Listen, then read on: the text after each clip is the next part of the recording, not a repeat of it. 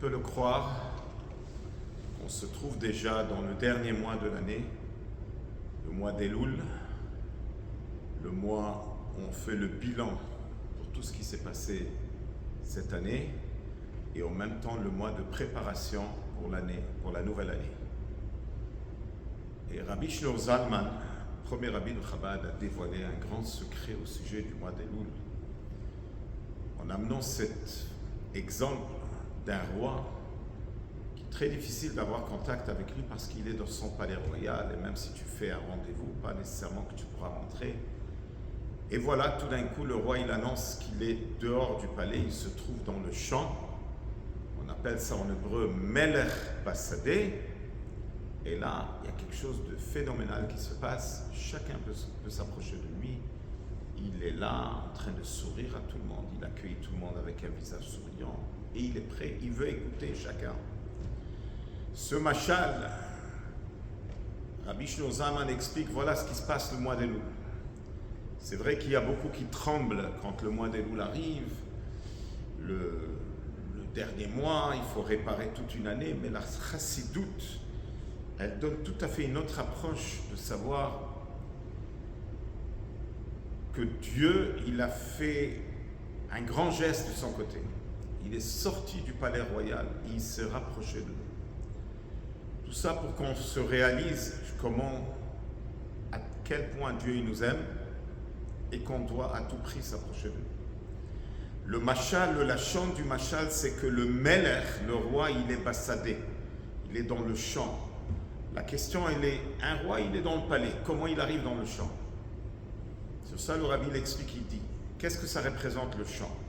C'est marqué sur Esav, Ish Sadeh.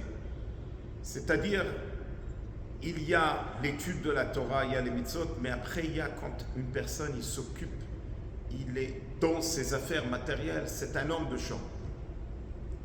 Dieu, il vient vers nous comme on est dans nos affaires matérielles. Et là, ça montre la différence entre notre âme et le corps. Notre âme, elle est entièrement spirituelle.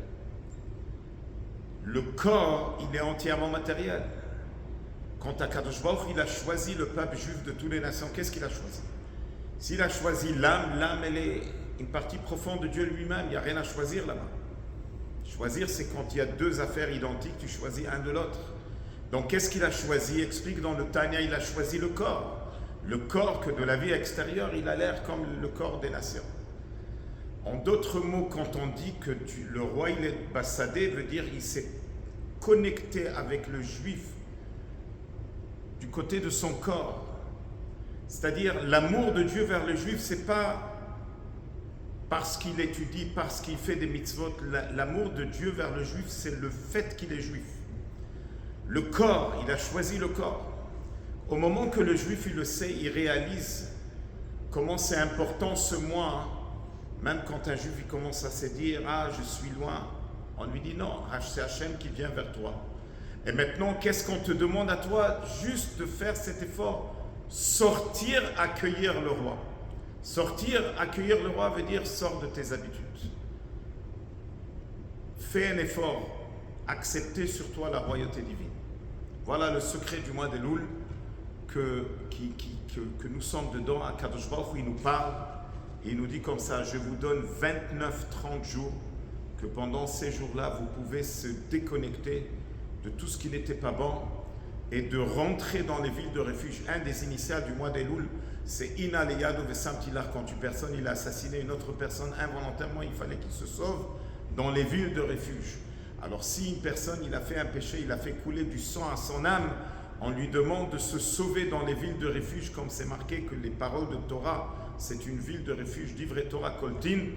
Et on a une chance extraordinaire que Hachem, il a pitié de nous, il veut nous donner une bonne année et il nous donne la clé pour avoir la bonne année, c'est le mois d'Elul.